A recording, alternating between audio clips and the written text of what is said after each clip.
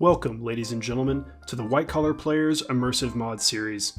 In today's show, we revisit a mod that has been completely reworked, and we introduce some new weapons along with a few other changes. We have a great show for you all today, so please get comfortable while we get things started. In our fourth episode of the Immersive Mod series, we introduced better locational damage by Zzyxzz. Since that time, the author has completely reworked the structure and functions of the mod to make it much more efficient and effective. Now, included in the updated version of B.L.D. are the following items: bleeding, i.e. damage over time, staggering on certain hits, shotgun knockbacks, stab and break, which is the mod responsible for stealth finishing moves, brutality, which allows you to shoot off limbs, cutting off human limbs with power attacks using sharp, long weapons, AP drain on melee attacks, tweakable EXP via a holotape, tweakable damage taken via a holotape, and helmet protection now protects enemies with head armor from one-shot headshots.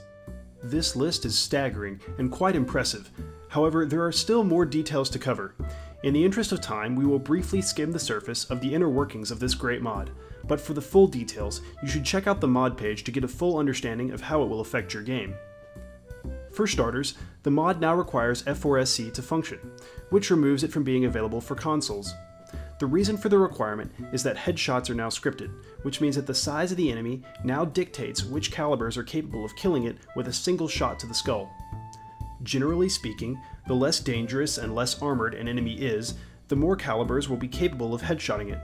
For example, unprotected humans, non-special ghouls, and small animals can be headshotted with any caliber, including energy weapons. Slightly tougher combatants, like super mutants and protected humans, require larger caliber rounds, and even larger creatures like rad scorpions and yaoguai can only be headshotted with 50 caliber rifles or harpoons.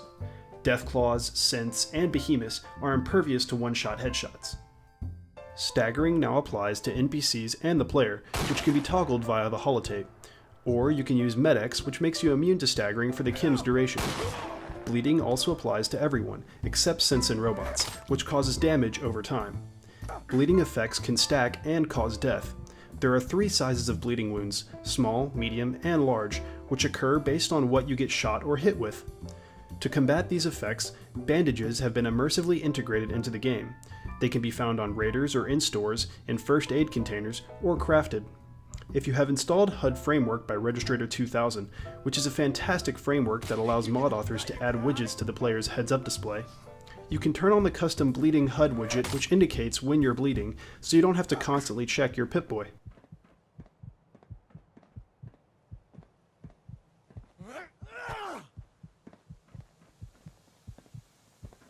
I'm just getting started. Stab and Break works with both rifles and knives. It uses a randomly chosen animation to silently eliminate your enemy. Brutality also allows you to shoot off the limbs of weaker races using shotguns at close range or energy weapons. Dismemberment can only occur with a long, sharp weapon and can cut off heads, which will kill the enemy, or arms and legs. However, it only triggers with power attacks and when the limb has 0 health.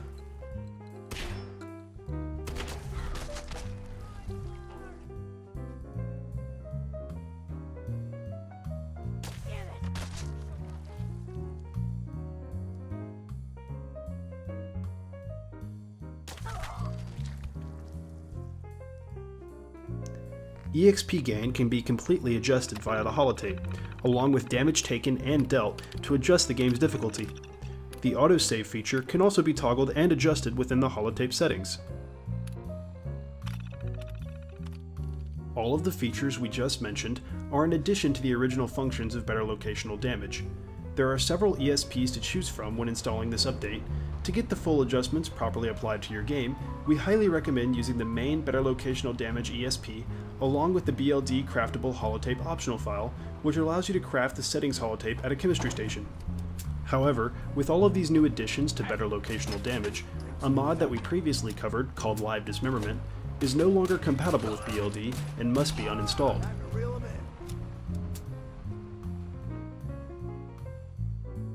When you activate the main B.L.D. plugin with Nexus Mod Manager, a faux mod installer window pops up with many items to choose to tweak your game.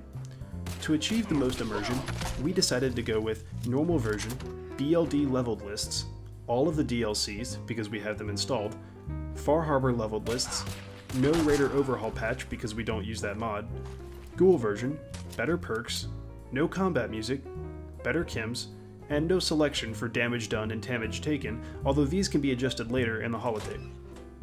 These new additions to better locational damage make for fantastic and immersive combat and really flesh out the mod to the point where it is almost an entire combat overhaul.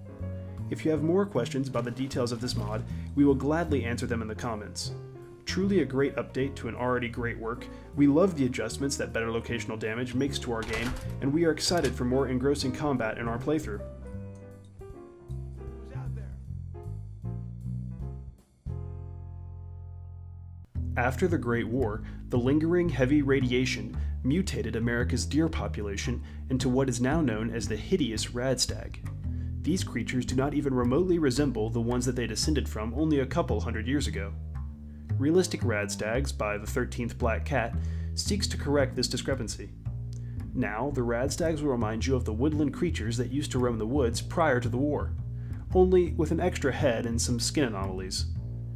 We decided to use the mangy version of this mod, which gives the Radstags some visible exterior damage and helps to keep that Fallout creature feel. Fantastic work by the 13th BlackCat. These Radstags look fantastic and fit perfectly into the Fallout world, especially with all of the wooded areas in the Commonwealth.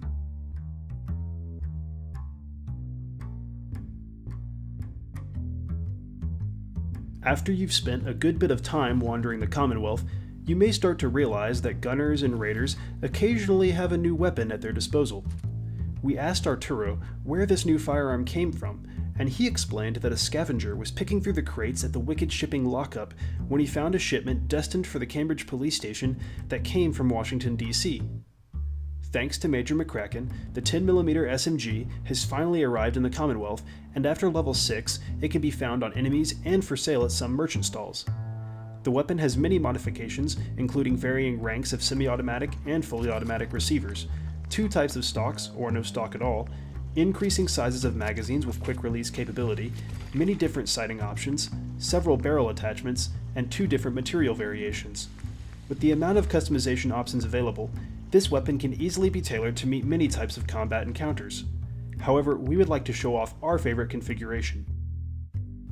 Roosevelt's Big Stick earns its name from its rapid-fire capabilities, which deal massive damage in a short amount of time, coupled with the Gunrunner suppressor, which gives it that soft speak. To maximize portability and minimize weight, the weapon makes use of a small quick-release magazine, has no stock, and uses only a standard glow sight for dark environment accuracy.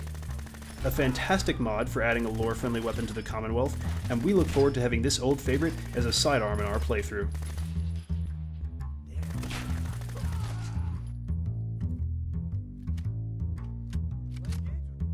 Some particularly handy raiders or merchants have created new ways to fire shotgun rounds. The Pipe Shotgun Collection by B.L.D and Henkspamadres adds 7 new types of shotgun weapons using the cobbled together pipe parts which are so common to the wasteland. These are fully integrated into the Commonwealth, and you will find them on enemies and for sale by vendors. Let's take a look at these handcrafted scatterguns. The Caravan-style shotgun is essentially a break barrel over-under shotgun, much like the one found in Fallout New Vegas.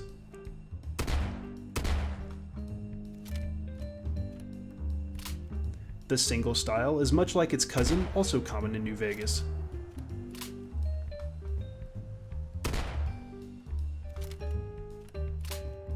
The double barrel is essentially a pipe variation on the regular sawed-off double-barreled shotgun.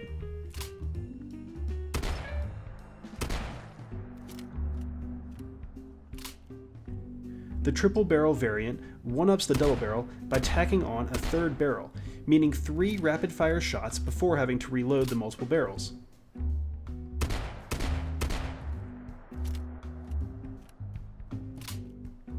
The quad-barrel shotgun takes the weapon to its maximum for multiple barrels.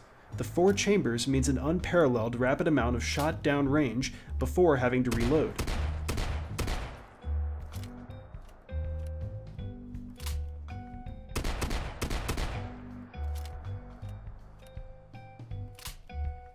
The revolver-style variation uses the quad barrel concept but with only one barrel by chambering the shotgun shells in a revolving cylinder, which helps reduce weight and increases accuracy, while retaining a fairly quick rate of fire. The combat shotgun functions very similar to the regular combat shotgun, but uses the cobbled together piping to unleash repeated shotgun rounds.